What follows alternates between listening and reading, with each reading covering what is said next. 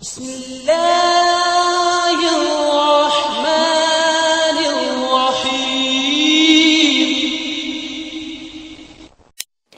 السلام علیکم پیارے دوستو، آج ہم آپ کو سلطان صلاح الدین ایوبی اور 4 خوبصورت نوجوان لڑکیوں کا ایک تاریخی واقعہ بتائیں گے، تو برائے مہربانی یہ تاریخی واقعہ سننے سے پہلے میرے چینل لازمی سبسکرائب کر لیں۔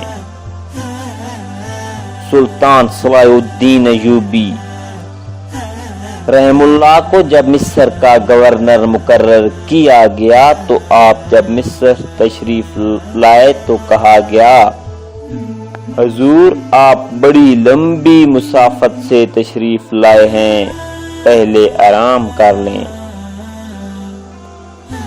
سلطان ایوبی رحم اللہ نے جواب دیا، میرے سر پر جو دستار رکھ دی گئی ہے اس میں اس کے عیل نہ تھا، اس دستار نے میرا آرام اور میری نیند ختم کر دی ہے، کیا آپ حضرات مجھے اس چھت کے نیچے نہیں لے چلیں گے جہاں میرے فرائض میرا انتظار کر رہے ہیں؟ کیا حضور کام سے پہلے طعام پسند نہیں کریں گے؟ سلطان کے نائب نے پوچھا۔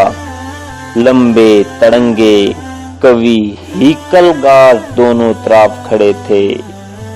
سلطان ان کو دیکھ کر مسکرا اٹھے، لیکن اگلے ہی لمحے وہ خوشی زائل ہو گئی جب وہاں 4 نوجوان لڑکیاں ہاتھوں میں پھولوں کی پتے لیے کھڑی تھی۔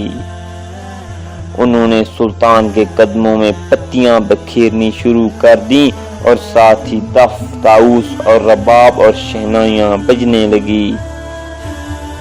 سلطان نے پھولوں کی پتیاں دیکھی تو قدم روک لیے۔ سلطان صلاح الدین ایوبی پھولوں کی پتلیاں مسلے نہیں آیا۔ سلطان نے ایسی مسکراہٹ سے کہا کہ جو ان لوگوں نے پہلے کبھی نہ دیکھی تھی، اگر میری راہ میں کچھ بچھانا چاہتے ہو تو وہ ایک ہی چیز ہے جو میرے دل کو بھاتی ہے۔ سلطان صلاح الدین ایوبی نے کہا، آپ حکم کریں۔ نائب نے کہا، صلیبیوں کی لاشیں۔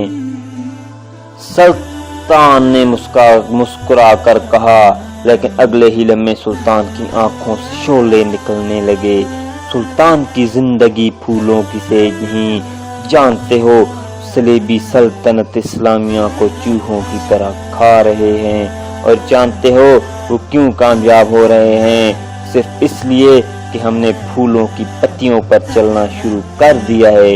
میری نظریں فلسطین پر لگی ہیں اور تم میری راہ میں پھول بچھا کر مصر سے بھی اسلام کا پرچم اتروا دینا چاہتے ہو۔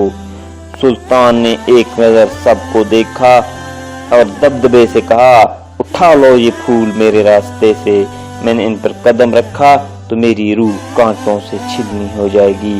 ہٹا دو ان لڑکیوں کو میرے راستے سے، کہیں ایسا نہ ہو کہ میری تلوار ان کے دلکش بالوں میں الجھ کر بیکار ہو جائے۔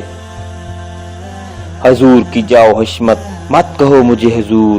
سلطان نے بولنے والے کو یوں ٹوکا جیسے کسی کافر کی گردن کاٹ دی ہو۔ مزید کہا، حضور وہ تھے جن کو تم کلمہ پڑھتے ہو اور جن کا میں غلام بے دام ہوں۔ میری جان فدا اس حضور صلی اللہ علیہ وآلہ وسلم پر جن کے مقدس پیغام کو میں نے سینے پر کند کیا ہے۔ میرا یہی پیغام لے کر مصر آیا ہوں۔ صلیبی مجھ سے یہ پیغام چھین کر بحیرہ عرب میں ڈبو دینا چاہتے ہیں، شراب میں غرق کر دینا چاہتے ہیں۔ میں بادشاہ بن کر نہیں آیا۔ تو ناظرین محترم، یہ تھے سچے بادشاہ جو باعمل بھی تھے۔ اللہ تعالی ہمیں بھی ایسے حکمران نصیب کرے اور ہمیں بھی عمل کرنے کی توفیق عطا فرمائے۔ تو یہ میرا واقعہ پسند آئے تو برائے مہربانی میرے چینل لازمی سبسکرائب کر لیں۔